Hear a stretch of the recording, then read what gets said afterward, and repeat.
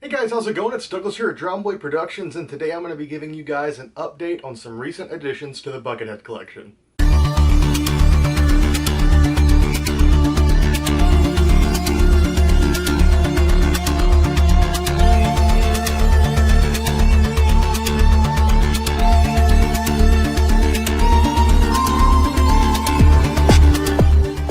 So today's video is going to serve as an update for the Buckethead collection in many different ways. Several of these pieces I picked up just over the past couple months here and there, and some of them even had videos filmed for them, but those videos never got released. And I'll tell you why as I get to each item. But let's not waste any time making excuses, let's just get right into the video. After all, this is going to be a pretty big update. Wait, did I say big? I meant to say giant, because giant robot. So guys, what we have here, of course, is Giant Robot from Johnny Sacco and his Flying Robot, which is one of Buckethead's favorite shows and is a very, very, very good show. I recommend all you guys go watch it if you haven't. This is the first Giant Robot that I picked up for the collection. I've looked at quite a few different Giant Robot pieces and really didn't want to get any of the smaller ones. And guys, Giant Robot stuff is very, very expensive. If you're just a Buckethead collector and don't really know much about collecting these types of pieces, these guys go for typically anywhere from $400 to $700, this specific version. This is actually not the version that I thought it was. While it is a 22-inch Marmot released figure, there are a couple different 22-inch Marmot Giant Robots. At the time whenever I purchased this, I did not know that. The color looked pretty close to Buckethead's main one, and I picked him up thinking it was the right one. Turns out it is not. This is a completely static figure. He does not have really any points of articulation. It is just a 22-inch hunk of plastic. So I actually did shoot a video on this guy whenever he came in, however it never got released because it was the wrong figure. I bought this thinking that this was the main Giant Robot figure that Buckethead used. You know, the one with the arms up that Buckethead would just sail across stage while he's playing the Giant Robot theme or just have on his amp in the background. Yeah, it was not. It was the wrong one. I bought the wrong figure. However, I am lucky because this also was used by Buckethead.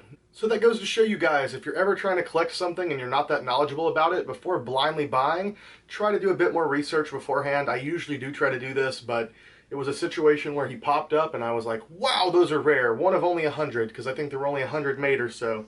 I got to pick him up, got him in, did this whole video, and then halfway through the video realized, yeah, this isn't the toy that I thought it was. So that video never came out. This specific Giant Robot can be seen in several different parts of the Secret Recipe DVD. There are several different pictures where Buckethead has one in the background. I think in that famous Buckethead interview where he's talking with Herbie and he's in the coop, I think it was a Guns N' Roses interview, you can actually see this along with many other wonderful pieces that Buckethead owns in the background. So while being kind of a small, insignificant piece of Buckethead's history, this is still a giant robot and a giant collector's piece, and I am very, very pleased to have him. I scored this gentleman for right at $300, which is pretty expensive, but they actually do go a lot higher than that sometimes, so still a pretty good deal. So after the disappointment of realizing that I had bought the wrong Giant Robot figure, while I was pretty upset, I was like, well, I'm not going to sell him, I'll hold on to him, because it's still an awesome Giant Robot, but what can I do, what can I do? I guess I'll just have to keep looking to find the right Giant Robot. And if you look hard enough, you will find, because here he is! I actually did find the correct Giant Robot. This guy is one of the hardest to come by Giant Robot pieces that you can find. These are strictly limited to 100 pieces. I believe they were all handmade, come straight from Japan, made by Marmot. Now, when I got Giant Robot here, he did come with a giant box, very, very large box, and he was in the box. However, because I want to display him, and Buckethead plays with his toys, and he would want it displayed, I opened him up, and promptly have placed him on the shelf. You guys have already seen the collection update video with him in the background, but just giving you a bit more information, this is the Buckethead Giant Robot, if you will. Different Giant Robot figures can be seen all throughout anything related to Buckethead.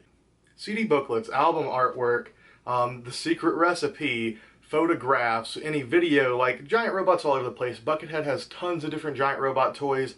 However, this is probably the most iconic because B carried this specific type around with him to several different shows, and this is the one that you see him sailing across the sky while he plays the Giant Robot theme.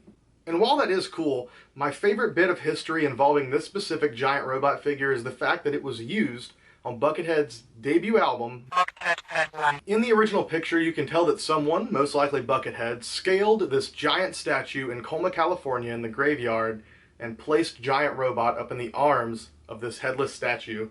So one of the things that catches most people off guard is the actual size of this lad, because when you see it next to Buckethead, the lean, mean, six-string playing machine that he is, you kind of think, oh, that's a pretty large toy, but when you see it next to an average individual, this thing is huge. Talk about 22 inches of plastic pleasure. Come on, this guy is badass. If you can manage to find one of these, usually they end up retailing closer to $1,000 if you can find it in the box. Sometimes you can get lucky on eBay though.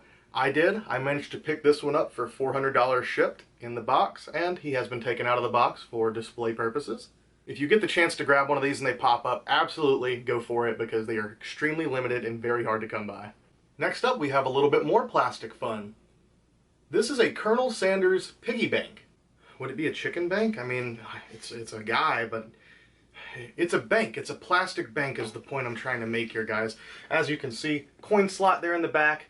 It's just a little plastic Colonel Sanders, but this is a great miniature statue and just a great piece of Americana in general. You can see Buckethead with this in several different locations, most famously sitting on his amp, but it has popped up at many different shows throughout the years and in several different pictures, backstage, etc.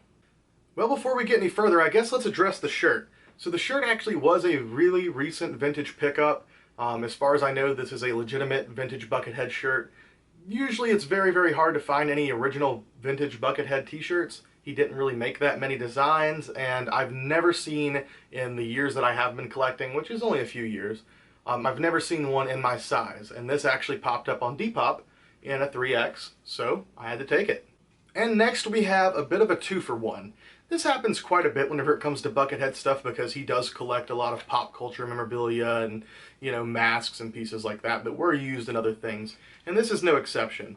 So here we have just a clear vintage male mask. This is a very, very specific look. This was worn by Buckethead, most notably in the scene where he's playing piano frantically.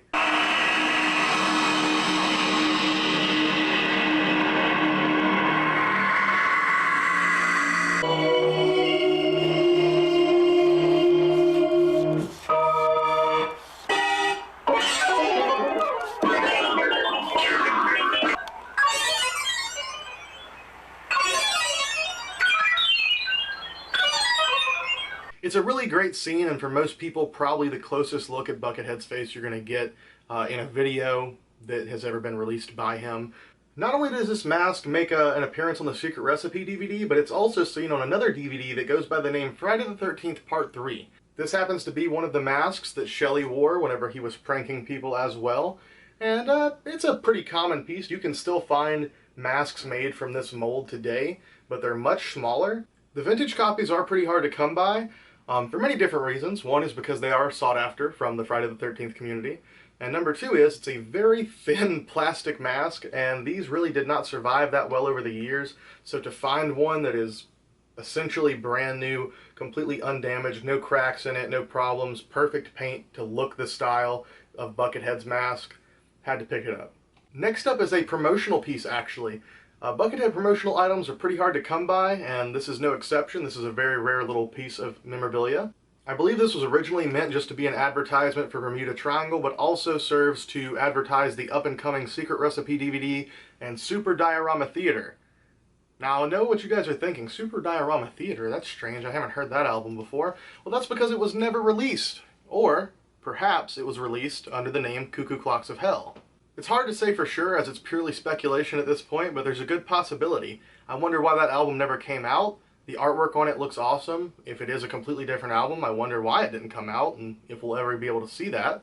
And the front work features some pretty awesome artwork of Buckethead sporting that Jackson double neck guitar. Badass.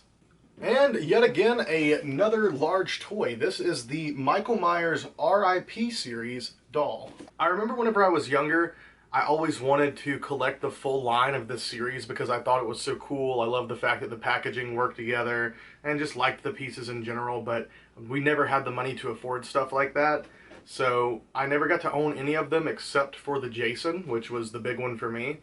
And this is the first time I've owned a Myers. However, I have seen them before. Pretty interesting. For as old as they are, they're pretty well made. The clothes on them are really nice. The figure itself, pretty good. The mask is a bit iffy, but I actually do like the fact that they used real hair on these. And of course, I love the fact that it's a Buckethead piece. If you guys don't know, Buckethead has one of these. It can be seen all across the Secret Recipe DVD. I want to say I've seen it in several different other places, several different other pictures with Bucket in the background before. He has this, and I believe most of the other RIP line. I think the only two that I have not seen in different pictures or video is a Jason in his collection and a Crypt Keeper. Of course, the Leatherface being the hardest to find and the most sought after, and it has the coolest story to it. This piece was a great pickup in the meantime, and it was a trade, so I said, may as well pick it up, you know. Very seldom do you usually see them out of the box. I think most people held on to them. You know, got to keep that collectability. Only 30,000 pieces made, all numbered. And I believe he still works.